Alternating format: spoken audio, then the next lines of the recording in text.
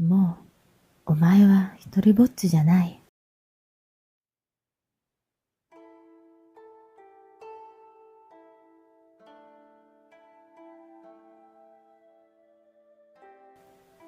第4章第1話銀狼越境の月。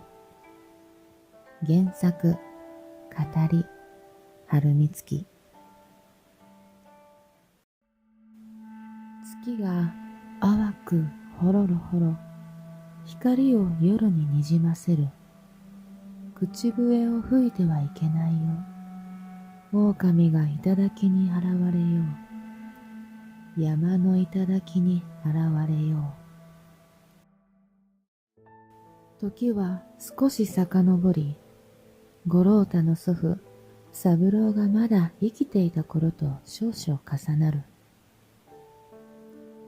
村での変わり者の役をいつの間にか背負っていた少年銀太。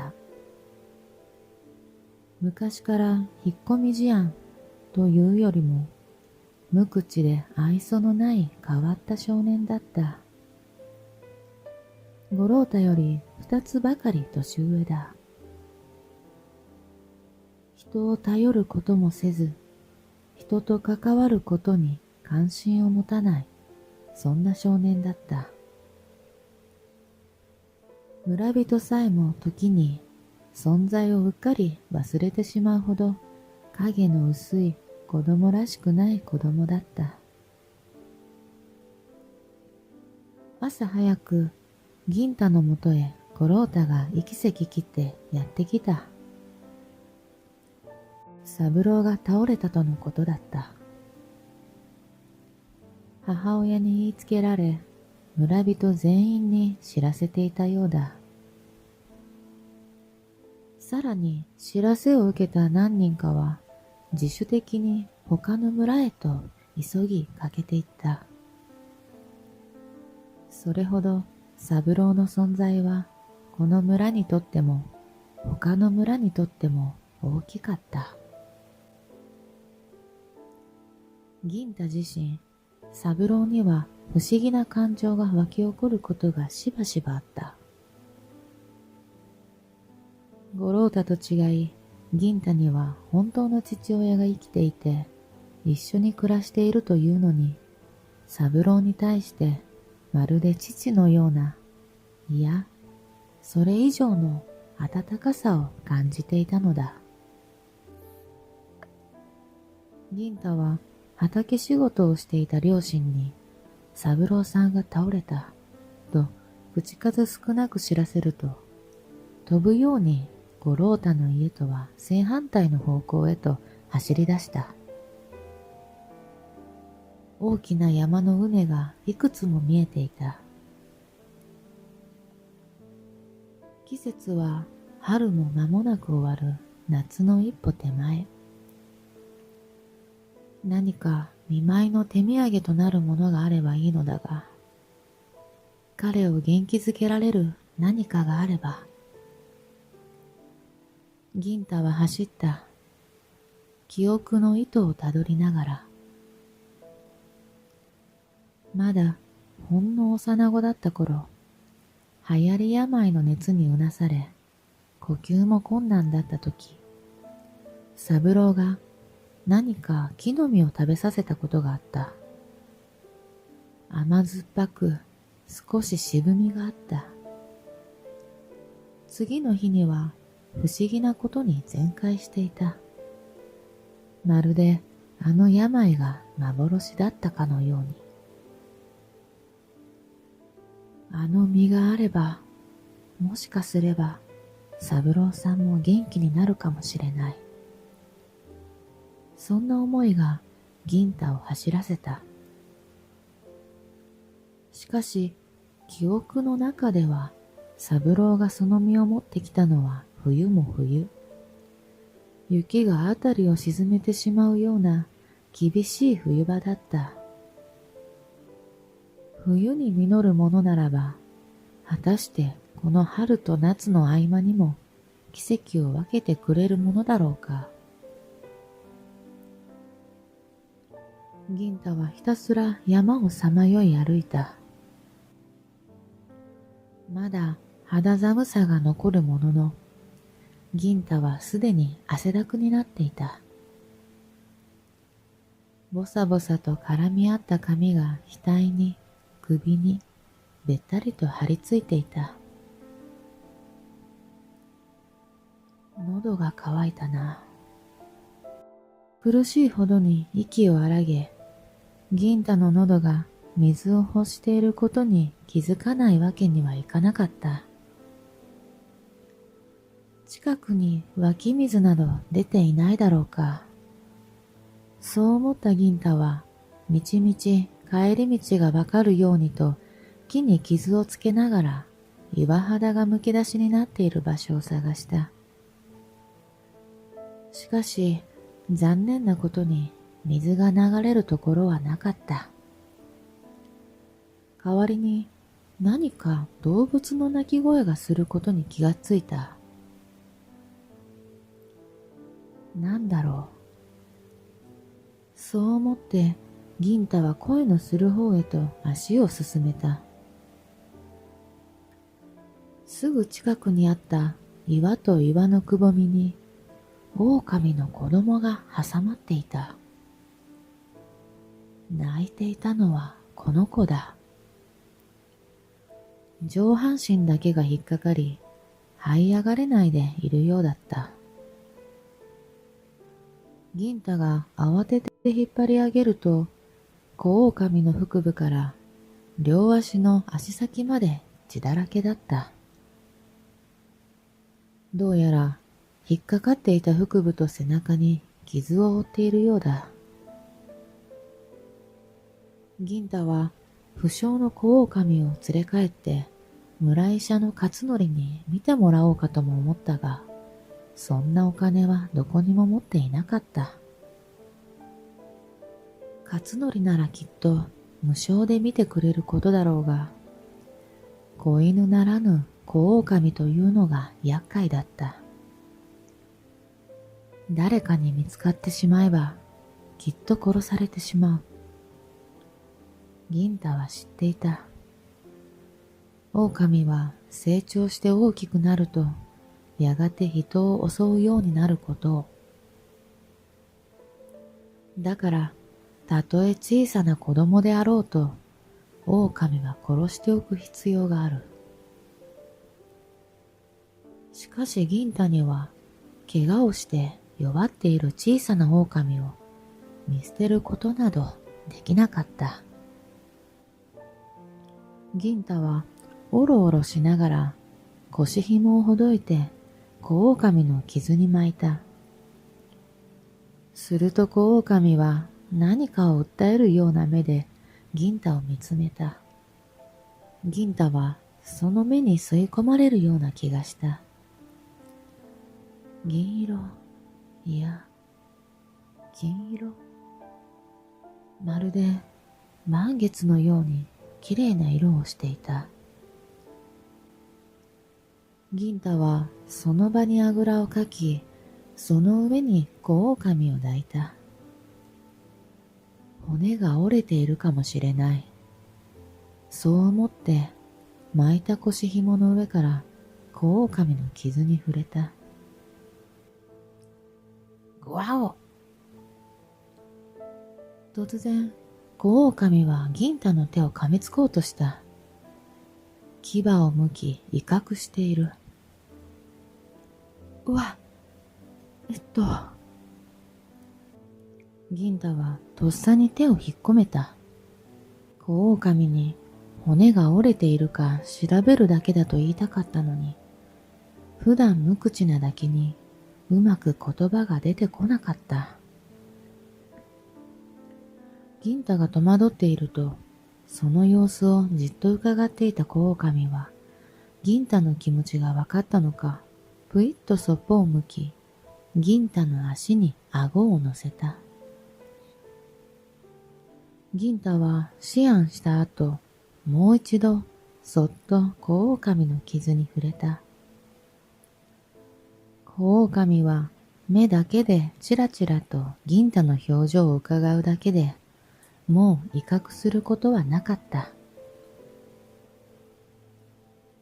小狼の体はきれいな灰銀の毛が血でべっとりと染まっていた。銀太はごくりと喉を鳴らすと、少し震える手で傷を撫でた。ひどい傷ではあったが、素人目に見て骨は折れていないように見えた。ただ、ひびが入っている可能性はあった。銀太はそのまま手をずらし、小狼の足先まで触れようとした。すると、小狼がひんひんと声を漏らした。ここ、痛い？銀太はあまり力が入らない程度に視細に足を調べた。足の方は重症な腹部とは違って大した出血をしていなかったが、どうやら折れているようだった。足先が少し妙な方向へ向いている。転落した時に後ろ足から岩にぶつけたのだろう。おそらくはその時の衝撃があったために腹部の方は骨が無事だったのだろう。銀太は足の方も心配だったが、それ以上に腹部の傷をきれいな水で洗い流す必要があると思い、少し山を下ることにした。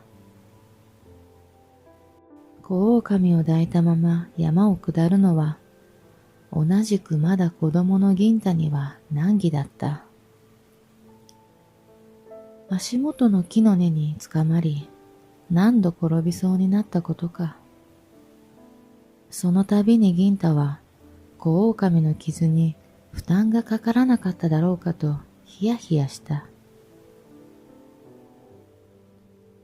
なんとかふもとまで来たところで、銀太は人に見つからないように川上へ、村とは反対の方向へと歩いた。やがて山々の渓谷から流れ落ちた水が合流し、たたえられた場所があった。そこから溢れるようにして村の方へと川が続いていたのだ。まるで銀太が小狼をかくまうのを待っていたかのように、そこは草木が覆い隠すおあつらえの場所だった。銀太の心は躍った。ここなら誰にも見つからない。小狼を草の上に下ろすと、傷口に巻いていた腰紐をそっとほどいた。血だらけになった腰紐を水につけてよく洗い、たっぷりと水気を含ませて小狼の傷を拭いた。すると小狼が水気を含んだ腰紐をペロペロと舐め出した。あ、銀太は小狼が水を飲みたいのだと思い、両手でたっぷりと水をすくった。小狼の鼻面に近づけると、巧みに舌を使い、瞬く間に水を飲んだ。銀太は小狼が満足するまで何度も何度も水をすくった。小狼の喉が潤うと、今度は銀太自身も水をたっぷりと飲んだ。口の端を袖で拭くと、再び腰紐で小狼の傷口を拭き始めた。お前、落っこちたのか？バカだな。家族はどうした？口下手な銀太は心の中で語りかけた。銀太の心の中の声に小狼が答えることはもちろんなかったが、そのつぶらな瞳を見ていると、まるで銀太の心を理解しているように寂しげに見つめ返した。銀太が小狼を愛しそうに見つめていると、小狼の耳がピクリと動いた。耳が音をかき集めているようだった。耳が向いている方向へと視線をやると、村医者の勝則が腰にひょうたんをぶら下げてひょっこりと現れた。おやおや、銀太か。なんぞ。狼の子かえ？勝則は銀太と小狼を交互に見交わし、小狼が怪我をしていることに気づくと、急に老人とは思えないほどの機敏な動きで駆け寄った。どれ、ちと見せてみんさい。勝則がそう言うと、銀太は立ち上がって場所を譲った。おう、傷口を洗っておったのだな。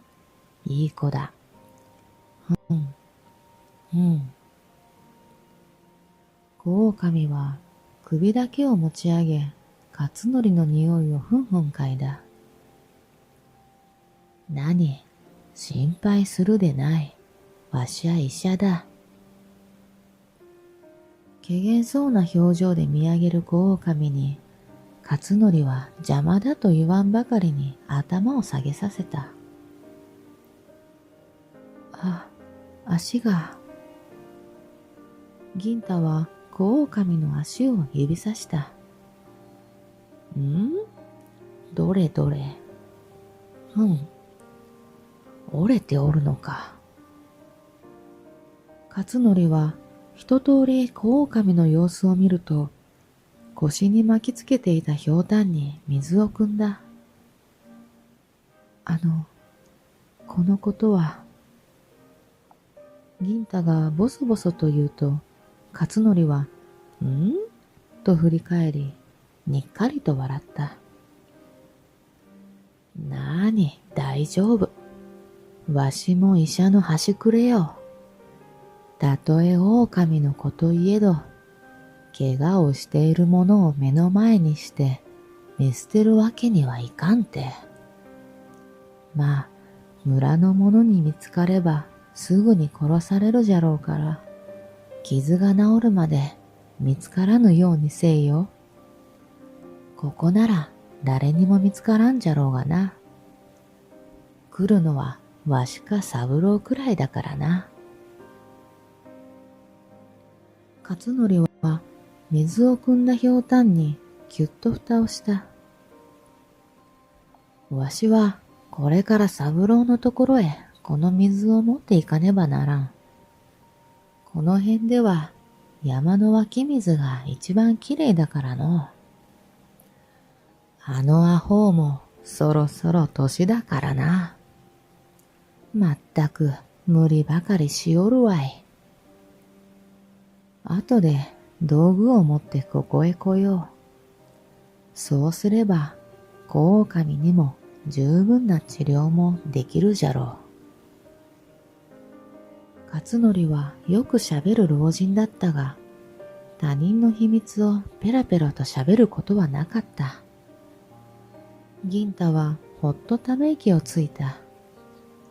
そして自分がなぜ山に入ったのかを思い出した。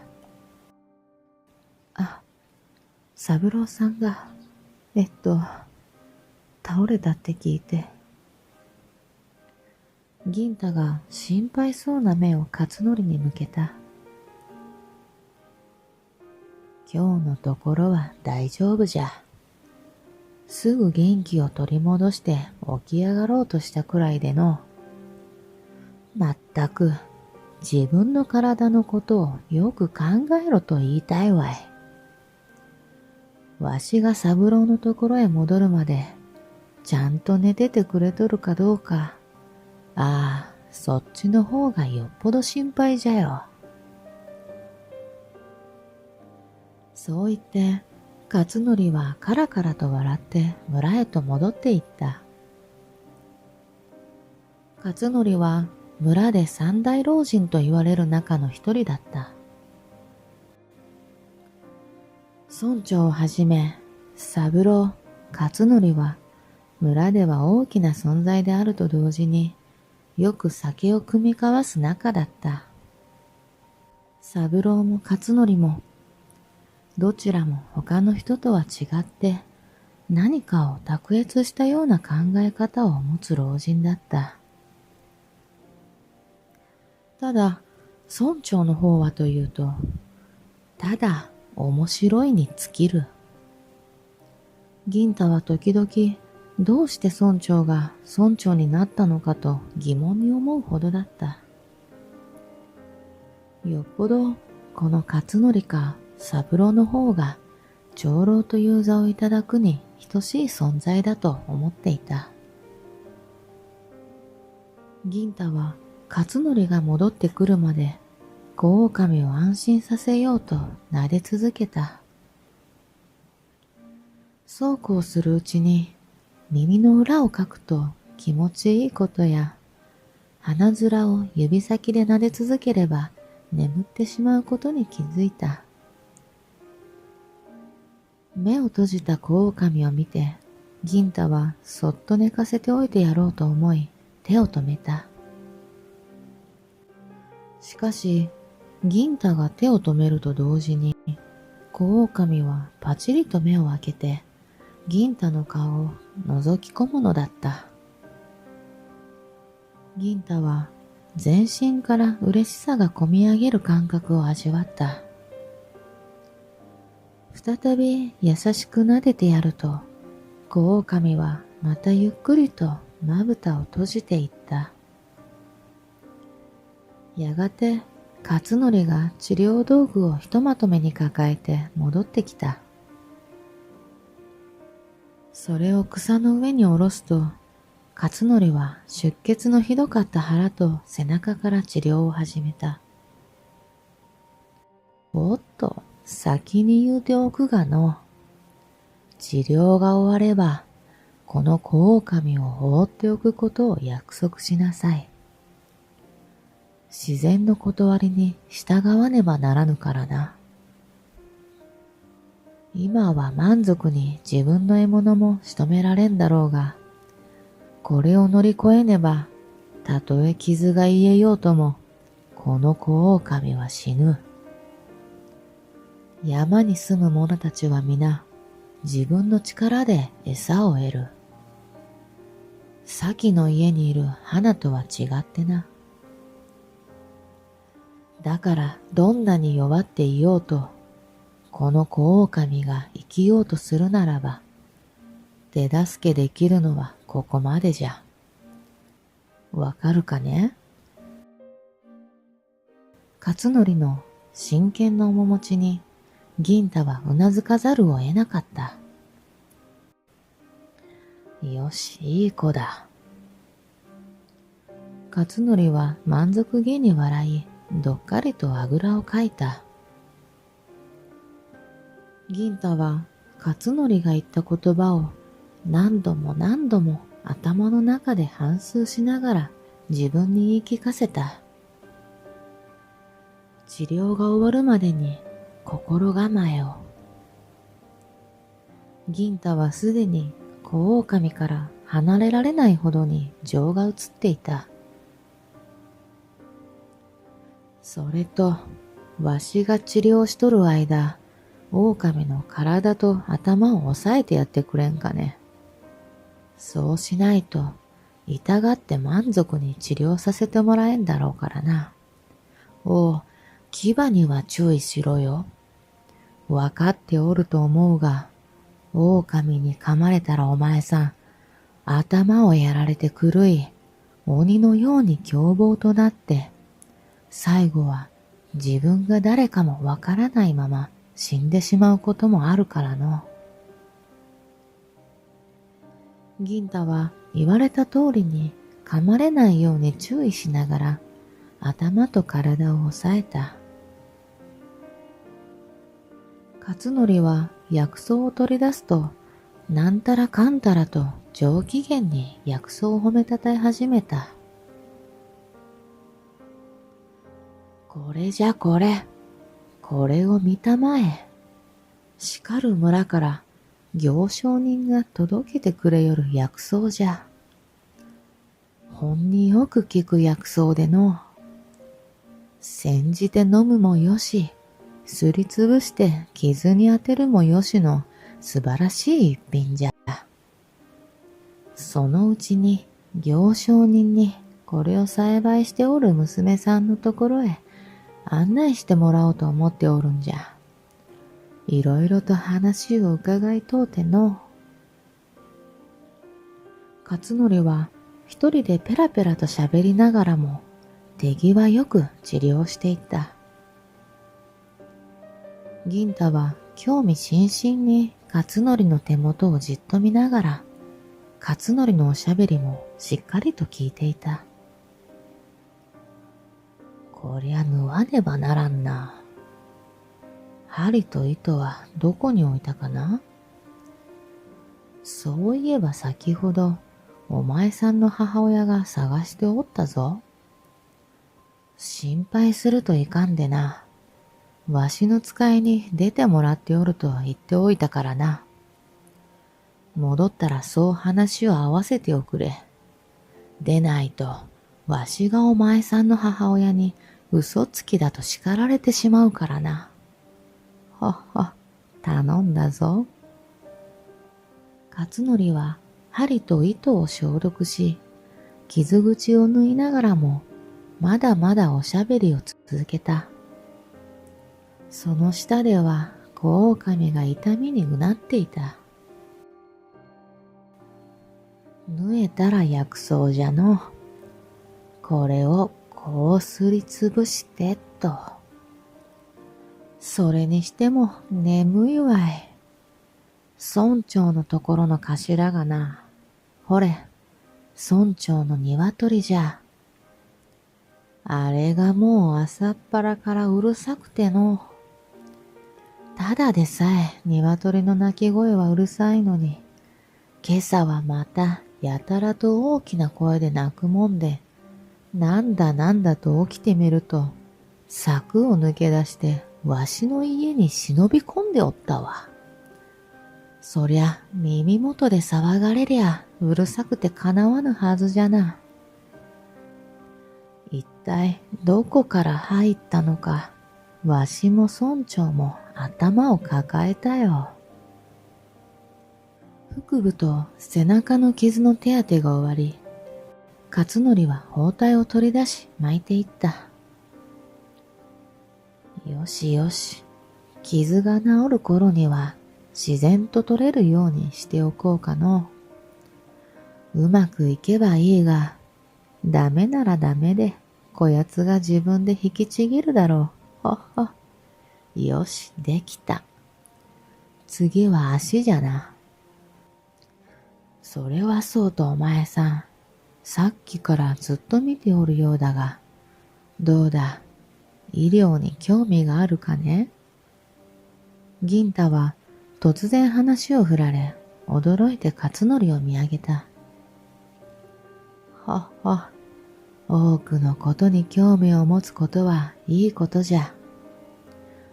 若いうちから些細なことでも学んでいけば、いずれ自分のためになろう。もちろん自分だけでなく、周りのためにもなるさな。ほっほ。さて、足の方だがな。骨がきれいにくっつくようにしておかんとな。興味があるならよく見ておれよ。銀太は再び勝則の手元に視線を落とした。三郎のやつなんかな。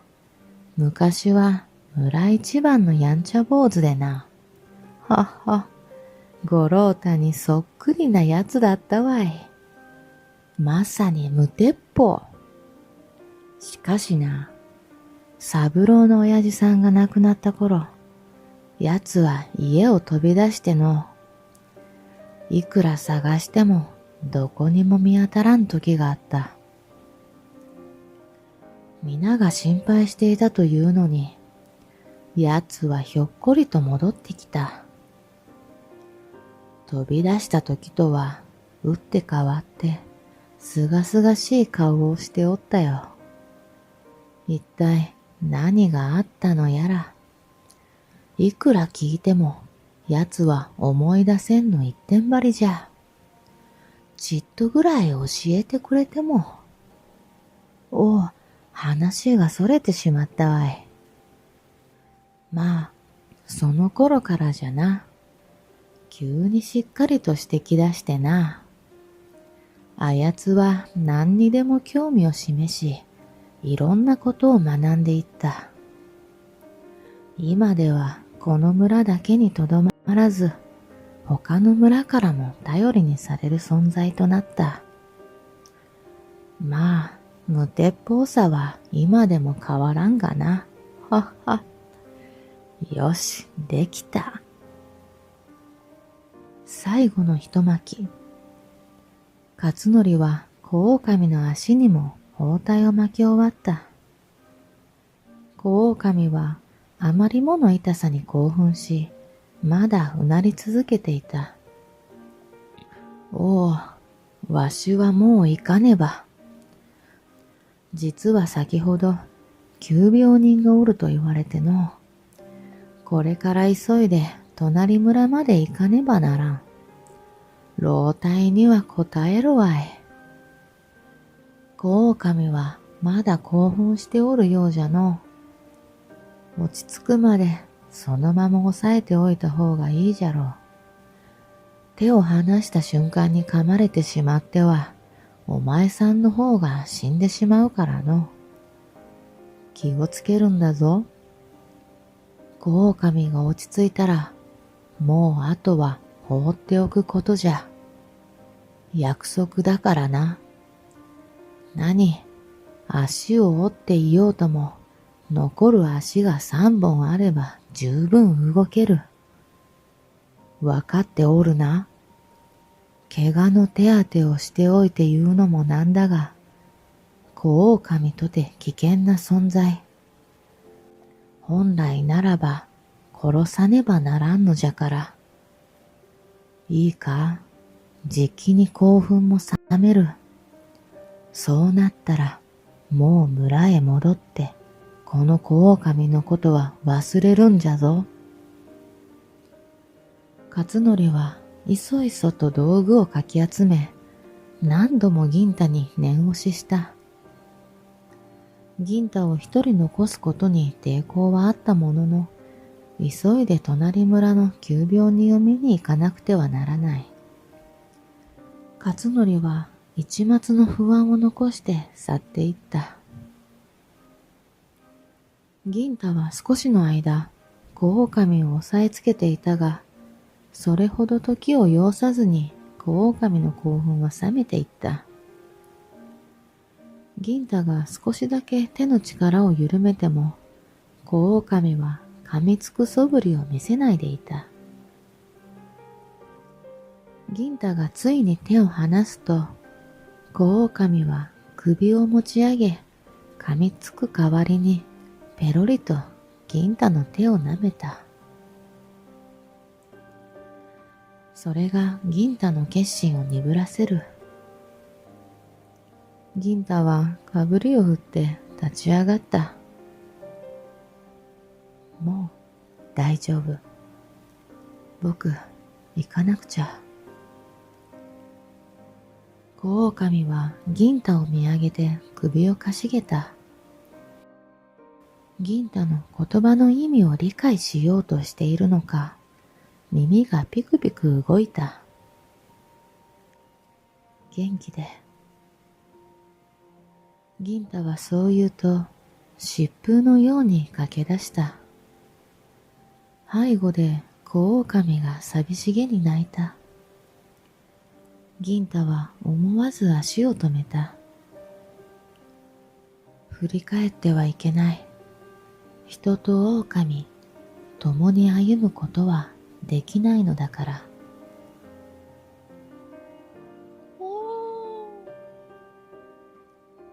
小狼が銀太を呼んでいる。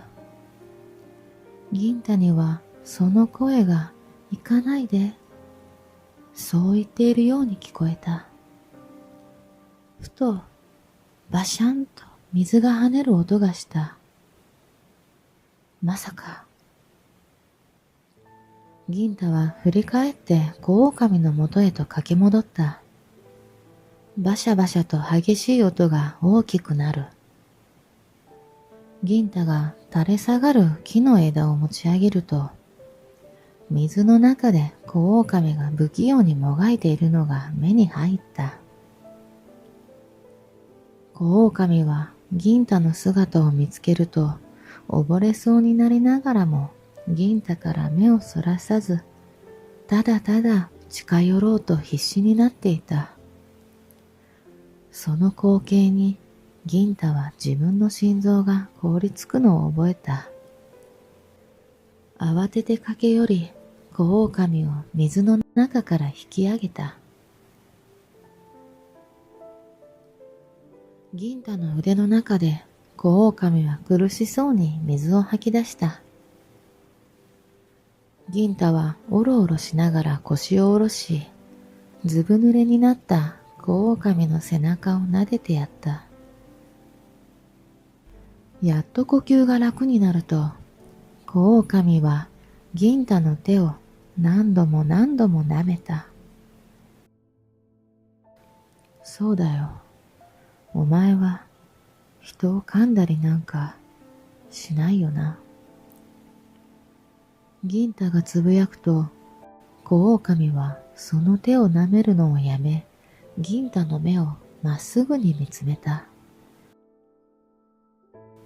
その美しい目に銀太は心を決めた。いいよ。友達になろう。もう、お前は一人ぼっちじゃない。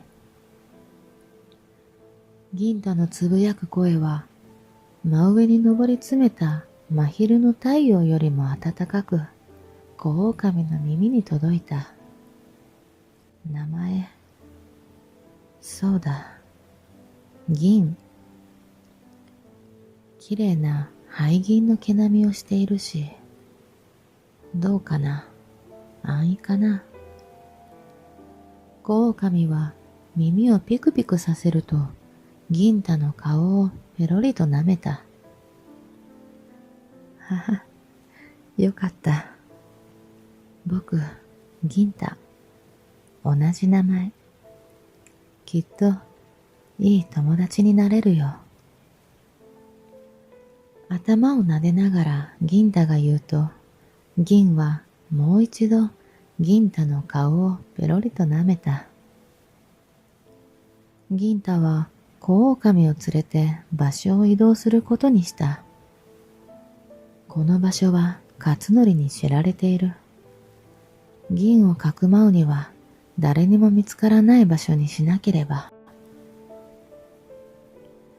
銀太は最初に小狼を見つけた岩場に向かった。できれば傷が治ったら小狼が自分で抜け出せる穴に隠したかった。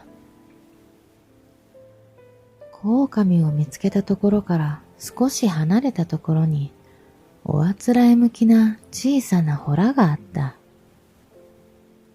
手前には岩や茂みがあふれていて、普通に歩いていれば誰にも見つからないであろう絶好の洞だった。